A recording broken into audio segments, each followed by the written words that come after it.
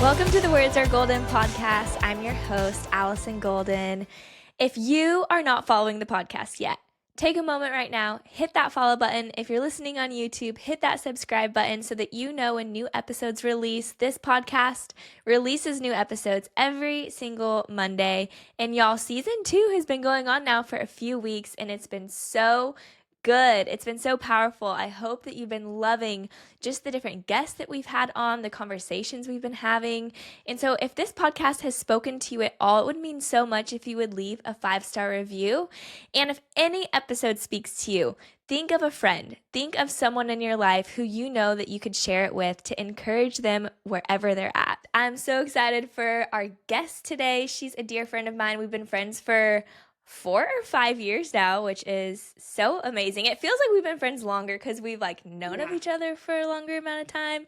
But we have my sweet friend Krista Breilh on the podcast. Krista, welcome. Could you just start by sharing a little bit about yourself and about what you do?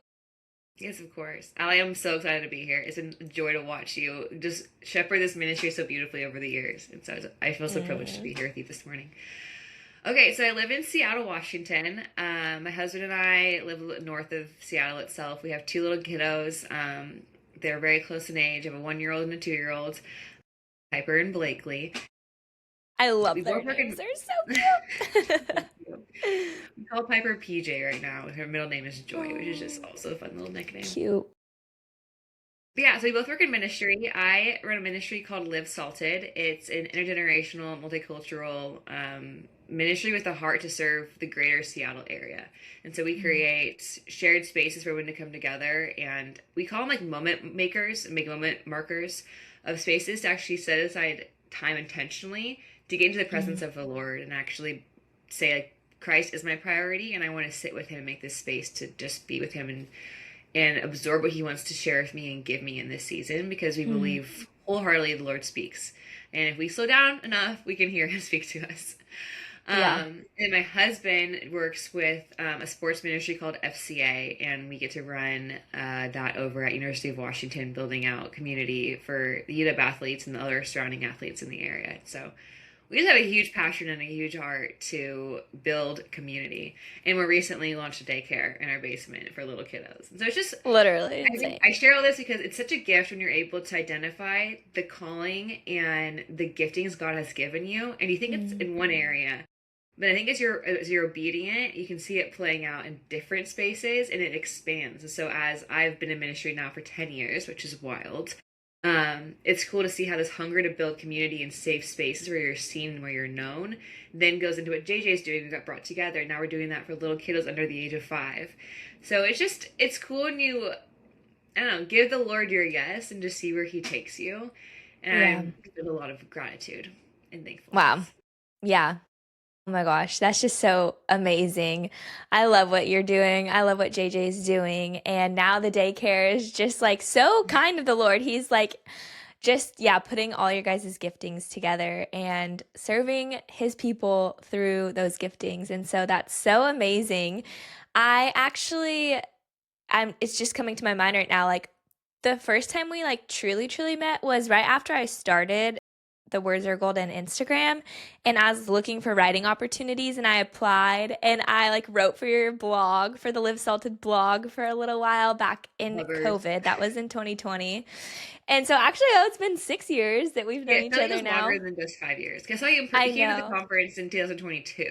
Yeah, that was our first in-person meetup. But I love Krista so dearly, and I'm so excited for just what we're going to chat about today. And honestly, it's really just Krista's testimony, her story of how Live Salted started and how she's been obedient in it. And so I know you gave us a little bit of an overview of what Live Salted is, but when did you first feel the Lord nudging you to start Live Salted, and what was that like? Such a great question. And I think my first response to this is that it starts with seeds that God's planting that you don't even know he's planting. Whoa. When I think back to how I started Salt in 2016, I was a senior in college. I was living in this small little room. I remember being in my little desk that I made in my closet or in the shed in the backyard working on stuff. But as this was coming to fruition to actually launch the website and host our first conference, it was so fun to almost have the Lord go and rewind and just show me all the things that he's actually been doing in my heart that led up to this point of saying yes and actually making it a real thing. But where I'll start, so it doesn't just keep going for my whole entire testimony, but I remember so clearly, it was all in high school. I loved like being a light. The Lord captured my heart when I was 14 years old to have this hunger to live different than the world around me. I was raised in a Christian family, really sheltered, and so I got into varsity volleyball as a freshman, like unexpectedly. But when I got there, I was like, oh, people have sex before they're married. They drink alcohol before 21. What's weed? That sheltered who I was. But in my little heart, I was so captivated by Jesus, I was like, do I need to do these things to fit in? And I remember so clearly as a 14-year-old, I took 14-year-olds to camp like not that long ago, and I was like, I don't know how much maturity that I had at this point. It was actually me. But I heard the Lord whisper in my ear, and he said, you don't need to do these things to fit in. And I actually want you to go and be this light so that others who come after you have a model of not having to like fit in the worldly way, but still be accepted for loving me. And that kind of marked this hunger of like building safe spaces for people to know and love Jesus. But oftentimes when you say no to something, like the practicalities of drinking or sleeping around or what all that looks like, you kind of think that if you ever attain those things, it will be the answer to your problems. It's how the enemy works. He always overpromises and underdelivers. So going off to college, I felt called to go to a non-Christian school down in California. And there's this question that I had in my head of like, am I going to be, like, should I try the whole boy thing, the whole drinking thing? Like, should I see if it actually makes me more fun and more likable and more confident? And I had a mentor of mine, and I love her so much, Shondi. I lived later from high school. And she was like, Krista, if you've always been like the Jesus girl and the sports girl and the ASB girl, and you go to college and you know no one and you have no community and you choose to lose your faith, is that really like who you want to be? You're going to be so confused. And I was like, yeah, that's a really good point. I don't want to lose who I am. And so instead of choosing to do that, I was like, Jesus, take me where I can go and be a light for you. I want to be a light for you in dark places. And the idea of remaining salty from Matthew 5:13, talking about how you're the salt of the earth, but if the salt loses its saltiness, it's good for nothing. And that idea just hit me so much where I was like, okay, if I followed Jesus for so long and yet I choose to go to college and lose my saltiness, I'm good for nothing. And I'm a pretty creative thinker, and so I went on to Etsy and I was like, I want to have a ring that has the word salt on it as a reminder to be different than the world around me. This like practical reminder on my hand of like, I don't want to blend in. Like, I know that I'm called to actually bring this Christ seasoning to the world around me. I want to be that person. So I got that ring made, and I wore it until it broke for like 6 or 7 years, starting my freshman year of college, before anything for salt happened. And then one other quick story I'll share is I was in a triple dorm room, which means you don't have a lot of private space. And oftentimes when I needed to get away and pray about something, I'd go to this parking structure. And so this one occasion I was praying about drinking or not for this sorority function that I was going to go to. And so I like walked to the parking structure, went up the stairs, and I go to the corner that I always go to that overlooks like all of like Orange, California. It's a beautiful view. And as I'm going up there to pray, I get to the corner and no joke, there is a salt shaker just like sitting on the barrier of the parking structure. And I just started laughing of like, God, your humor is actually so funny. Like, you really do know what we need to keep us like tethered to you and like connected to you. Yeah. But I just remember telling this story one time at a conference, and someone's like, it was for a tequila shot. And I'm like, honestly, it probably was, but the way the Lord spoke to me was so different than like what the world would have taken it as. Wow. And so again, that seed of the Lord planting this idea of like salt has been around before Live Salted even was a thing. Yeah. But being at school, I needed a Christian community. They had nothing at my campus. I ended up meeting other women who also had a hunger to like build this Christian community around following Jesus. And soon enough, the kind of the Lord made it very evident there was need in my heart, a need locally. I ended up going abroad and seeing that people had a need across the world as well. And I came back and I'm like, okay, Jesus, I feel like you've given me, like you've taken off this veil off of my eyes to see this gap that I can't unsee. So like, what do you mean to do about it? And that's kind of the inception of where salt came from, where I was like, okay, I have to fill this gap. And practically it was just that hunger of like, okay, people need to know they're not alone in following Jesus. And that if they choose to follow him, it will be so much more fulfilling and so much more rich, not easier, but more fulfilling when you do it his way and not the world's way. And so February 1st, 2016, we launched a website. I have my degree is in marketing and public relations. And so I always love me a good, like, not overselling, but like making a picture that was like, you're actually bigger deal than you actually are. Because it was just me and a few friends who were doing this thing. But we launched the website, and then we launched our first conference like 3 months later on April 9th in Orange, California. Wow. I remember being invited to that all the way down in Point Loma because I think the girls you were doing it with or someone like had a connection. Maybe it wasn't the first one, maybe it was the second one, But it was but the first one. Yep. it was the first one. And I remember like getting a sticker that had like the logo on it. And so how crazy is it that like that was 10 years ago now?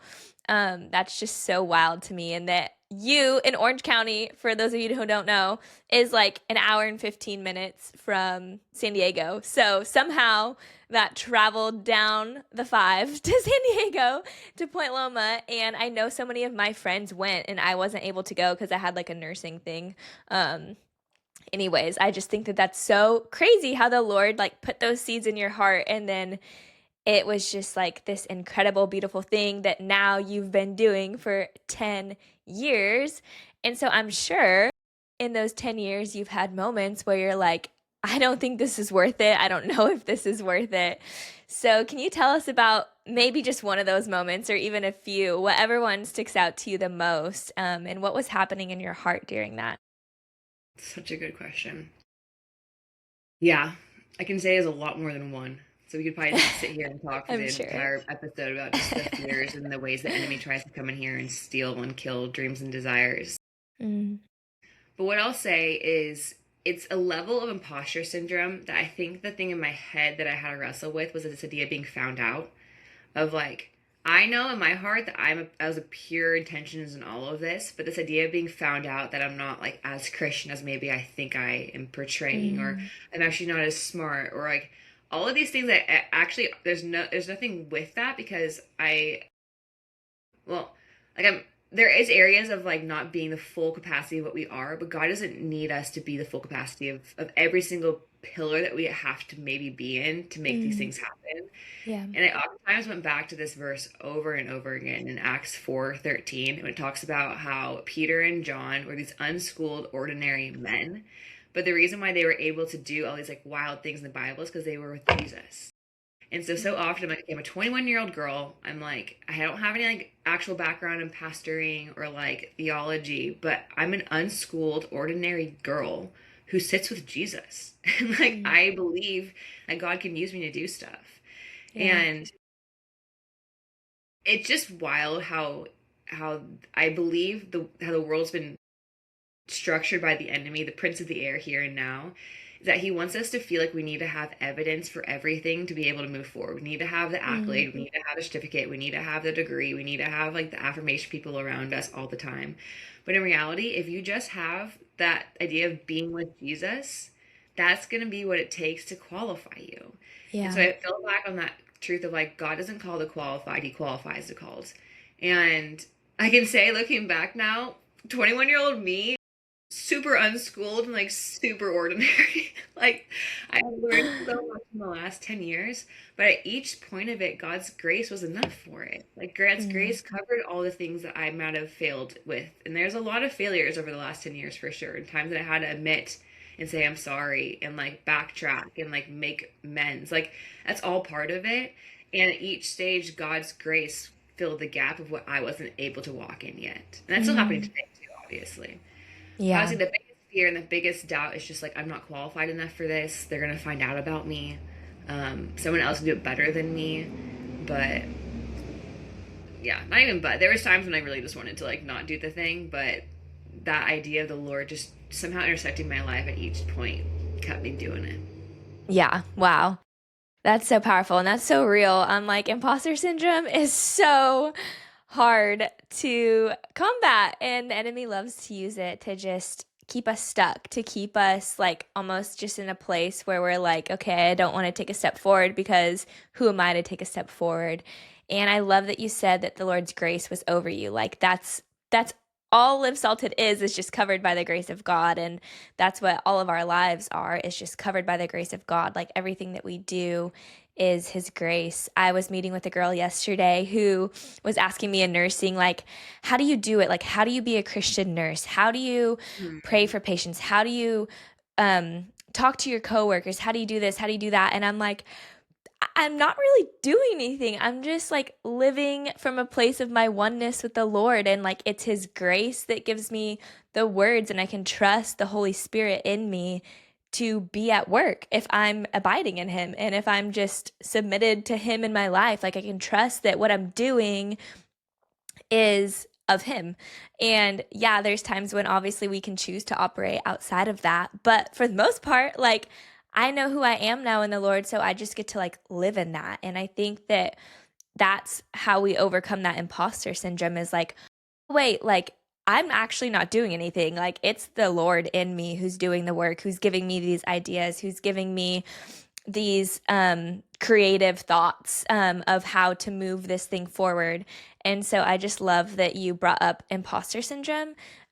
Yeah. How did you personally kind of like overcome that? Or not that you overcame it, the Lord obviously overcame it for you, but what did that look like working through that in that season of your life? A lot of friends. I think a lot Yeah. of it came down to this wrestle that I had where I was questioning things, and there'd always be like some random testimony of a girl finding out about Live Salted in some random state and how it spoke to her heart, or how a friend would call me and be like, "Hey, I just needed to tell you that what you're doing is like important, that you should keep doing it." Or I'd have a Mm. time in reading scripture, and it would just be like wildly exactly what I needed in that moment, and like scripture would read me. And so it wasn't ever like a certain thing, but I think the moments that I admitted that I needed help from the Lord, or I needed affirmation, or I needed him to Yeah. feel close, was when he really did come close. Mm. And even now in the season, I'm learning that a lot, of like when we willingly choose to say, I need help, he loves Mm. it. I think he loves it when we say, Jesus, like, I know that you're, or I believe you're calling me to do this thing, but I don't know how to move forward. Like, will you show me how to Yeah. do it? Mm. And I just think he loves to woo his daughters and his Mm. sons. I think he loves to show us his pursuit. I think he loves to wow us with how he knows our love languages. He's the all-knowing. He is the one who created every single part of us. Like the desires in our hearts, he put them there. And we had a conference last year called Satisfied, and one of our Mm. speakers was gave the most like compelling talk about how actually like our desires and our passions glorify God and not the opposite. Mm. And what I mean by that is that I think in this Christian world, sometimes there's an idea of false humility. And what I mean by that is not that the person is like pretending to be humble, but they actually aren't. I think what that means is that the enemy is actually twisting what humility legit means. Mm. And humility, from how I see it, is running after what God's asking you to do with conviction, with feistiness, with a surrendered heart, but knowing that it's not you, it's Him. But also Mm. knowing that if He's putting this like passion in your heart to do it, it's your invitation to partner with Him and run after Him. Mm. And so over these years of running Live Salt, there's been seasons when I've been too scared to like do something for fear of not being humble and becoming Well, prideful. But in reality, it's like if I know I'm doing it from a surrendered point, and that's a hard thing, right? It's like only you and your heart know. It could look the exact same from the outside, but only you and your heart know if you're doing that because you want yeah. to gain the recognition or the prestige or whatever. But I just think so often women just don't do what God's called them to because they're so scared of becoming prideful or being about them or putting their skill sets on display when like God's created us to shine. Like I believe that so wholeheartedly. Mm. And that's one of the main pillars of Salt, is figuring out how to help people, help women understand their authority that Christ has given them in their unique giftings. Yeah. Because we're all created unique. We all have those random things that make us fired up. Yeah. If we find the ways to actually just give it back to Jesus and say, Lord, I know that I'm passionate about X, Y, or Z. What can I do about this? What kingdom can I grow through this? Mm. And do the humble heart. And I will say, I'm very, very, believe this a lot, that if you don't do it with the humble heart, he will humble you. And I've had people too. Yes. That's so good. Yeah, because if you think of Jesus's life, like think of him, like he was so determined to do what he knew he had the authority to do, yet he was the most humble human being to live. And so he's the best model for us of what it looks like to passionately pursue something that we know we're supposed to passionately pursue. But yet, when we're passionately pursuing it with him, looking at him, being with him, the humility is just going to be like an automatic fruit from our lives. It's not something that we have to like try to be. It's not like we try to be humble. We just look at him and humility will just flow out of us. Like as long as our eyes are like fixed on who he is and how we know who we are to him. That like, yes, we have him in us, but yet he is the one overall and has authority over us and all of that. And so I think that that's so powerful what you said there. That's so amazing. I'm curious just because I know so many people listening to this are like, yeah, good for you, Krista. Like you started that ministry. Like I'll never get asked to do something like that. But I bet there's people listening right now who have those little seeds that have been planted, or they don't even know they've been planted yet. Maybe they do know that they've been planted. What did obedience look like for you in the beginning? And not the polished version, but like those tiny, like really hard, tangible, faithful steps that you took. Yeah, man. There's like so many different seasons to think about with this because I feel Mm-hmm. like early on when it was this like really beautiful idea and there was like I was a 21-year-old in college. I had so much energy. I didn't have a husband. I didn't have kids. I didn't have things that were like maybe at times take more of your time from yourself.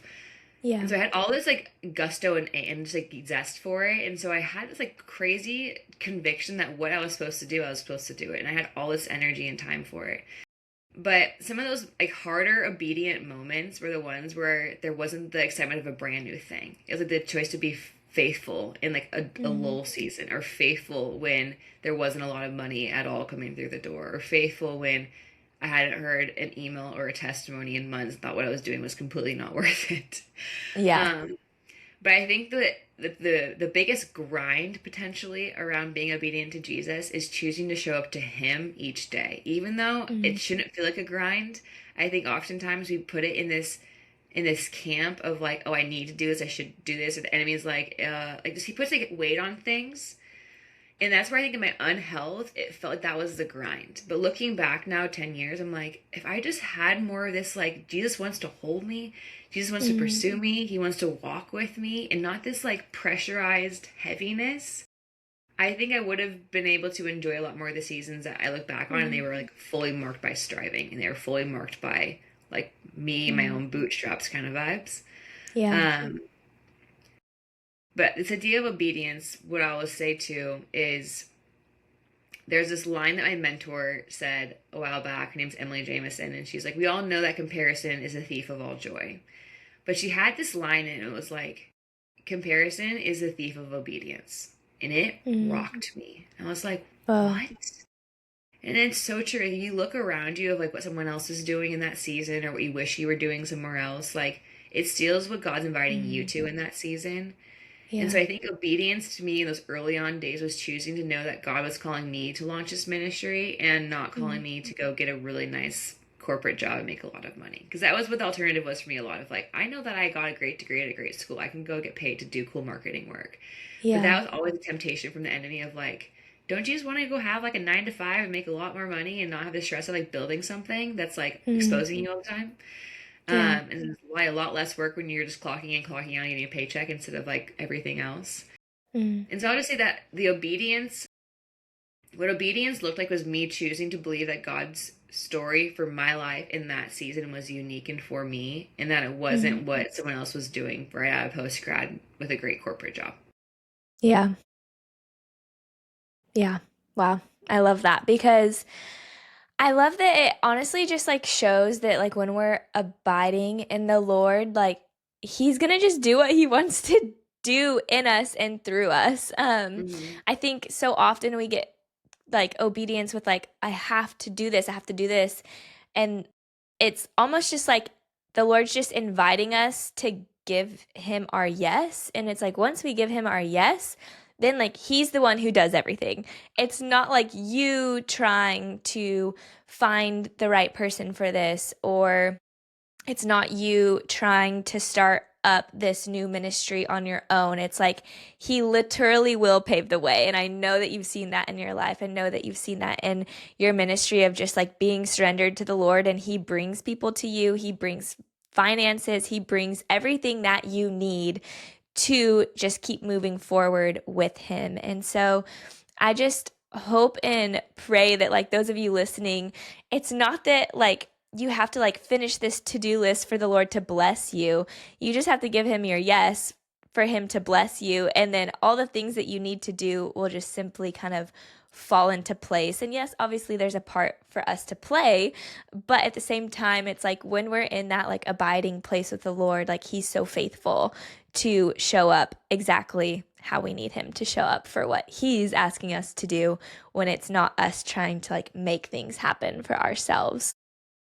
Yeah. And I will say to that too, for the person who hears that and they're like eye rolling, like, is God a genie? Like, is he just going to provide for my needs? 'Cause I think in a season of life, I've heard that too. And I'm like, this is so Yeah. dumb. Like, he's not showing up. He's not paving the path. I have no idea where my next step is. Like, Yeah. sometimes you hear that. And if you're in a certain season, you're like, this is not what I need to hear right now.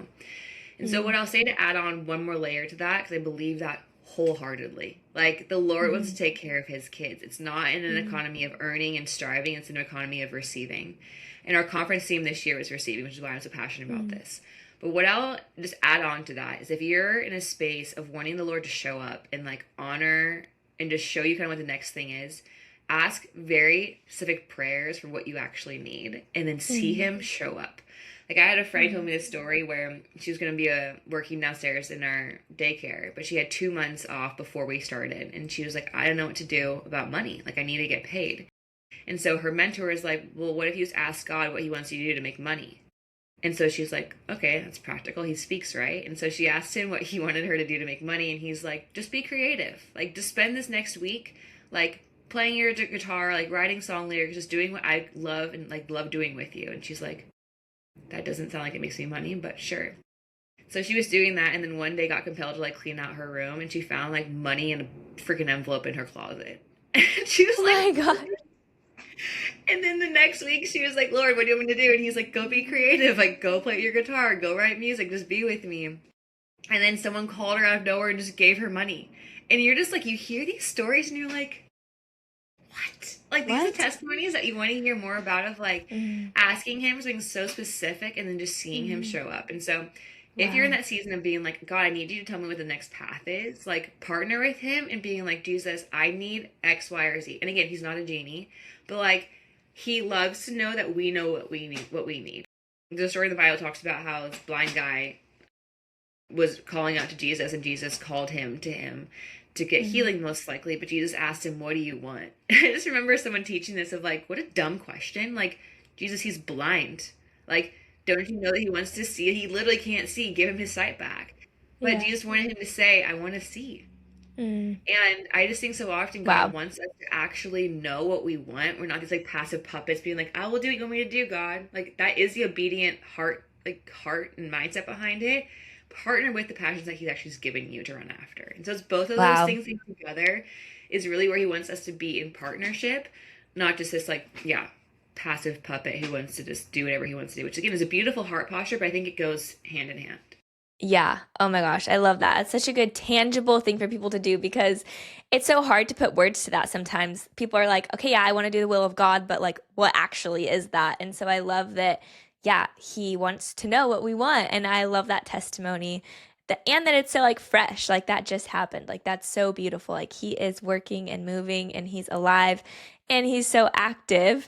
I am curious, just for the woman listening right now who is feeling called to something that seems impossible, what would you say to her? Yeah, I love this question.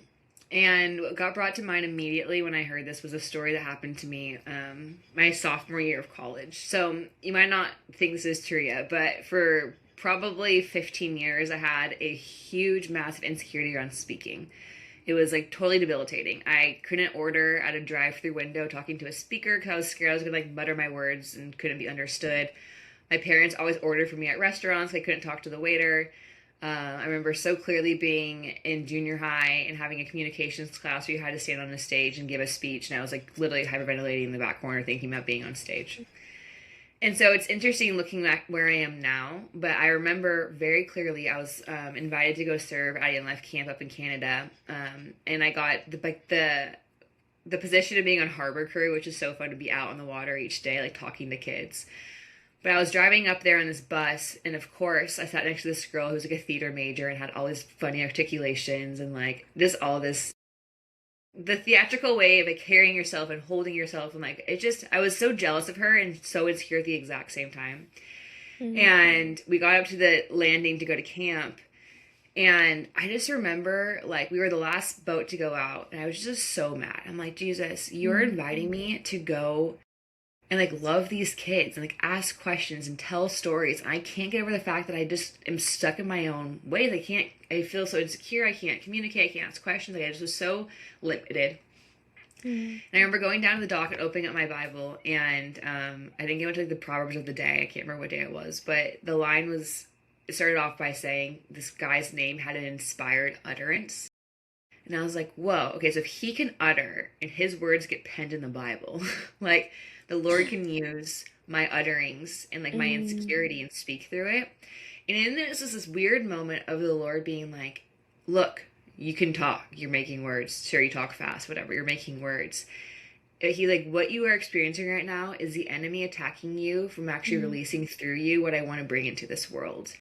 And then when I was able to see it through the enemy perspective and through that spiritual warfare space, I got so feisty, and I'm like, I don't want to be limited by the enemy. Like, I've been called to this camp for this time to love these kids for the next 4 weeks. Like, for me to be insecure and stuck in my own body and my own like mouth, like that's not what the Lord, who's like based in freedom, based in calling, and based in identity, wants me to be walking in.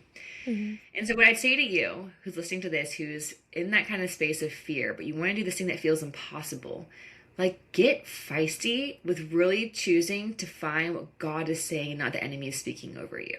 Because if God is saying, like, do the thing, do the thing. If that involves selling something, like, even sometimes, I take this with a grain of salt, the finances are something that always limits people from doing what God's at times inviting them into, because it's a very practical need of money. Yeah. So use your discernment, but there was a season when God told me to put things on a credit card, and I thought that I was going to be in debt because I had $10,000 on a credit card and had sold no tickets to a conference, yet the whole time the Lord's like, just trust me. And again, this is not for everyone. You have to have discernment for listening to this advice. But at the end of that conference season, I had $10K in the bank, and the credit card was paid off. And it was a wild thing of God being like, do you trust me?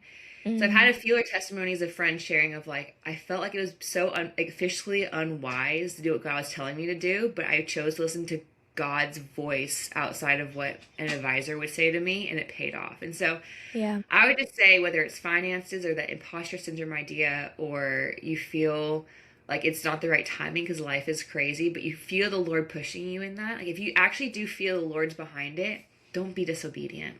Like, do what God's asking you to. And our practical piece of this too is seek wise counsel. Like if you really can't hear if it's the Lord's voice or his timing or your timing, like bring your 2 or 3 or call a friend and be like, hey, will you just pray for me and see if you hear anything about this? Like, or just be asking to have the Lord speak to me in the next week, because deciding to launch something within community is such a gift instead of doing it by yourself. Yeah. And the Lord loves when we bring people around what he's inviting us into as well. Yeah.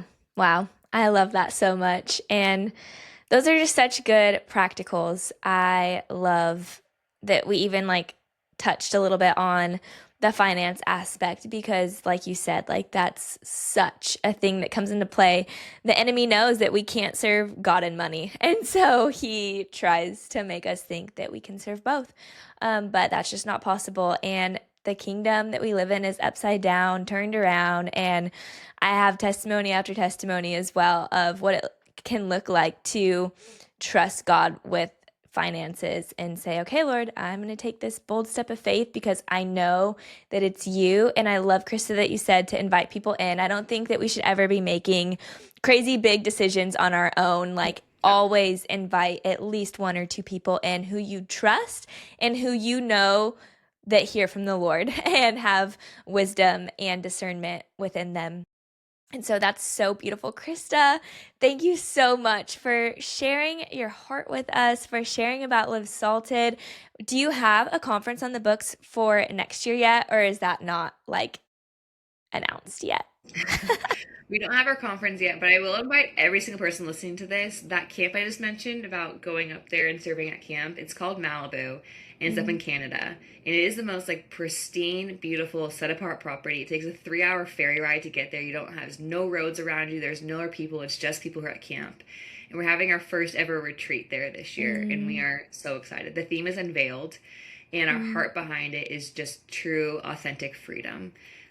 We have breakout sessions that are going to be looking at freedom from, so areas like there's going to be a discussion about marriage or motherhood or sexual bondage or like, bitterness or unforgiveness or even like grief. And then we're going to have a whole section for freedom too, of like, if you have not had a chance to dream in a long time, like come dream at what the Lord's inviting you into. If you have a dream, let's talk about what the next steps are to launching that dream into reality. So you're gonna have breakout sessions and like workouts in the morning that are optional, amazing food. There's boats to go with like water skiing and wakeboarding, there's kayaking, there's hiking to do, there's a pool. Like it's just if your soul just needs to get away for 3 nights and 4 days and like truly in the middle of nowhere that feels like you're in heaven, come check us out. Wow. I'll link that in the show notes. So if you guys want to check that out, definitely go and look at that. Krista, thank you so much. I loved our conversation, and I know that so many people will be blessed by this. Follow Live Salted on Instagram. They have amazing resources. Even if you don't live in Seattle, they have amazing resources. But if you're in the Seattle area, definitely get plugged into what they have going on because it's literally so incredible. Love you so much, friend. Thank you so much for coming on. Thanks, Allie. You're doing an amazing job with this community, and I just am so inspired by you. Keep it up. Wow, Krista's story of Live Salted always encourages my heart so much. How she lives her life, her obedience to the Lord is just absolutely incredible. I hope and I pray that your heart was encouraged today, wherever you're at. Thanks so much for listening today, and I'll see you next week on the Words Are Golden podcast.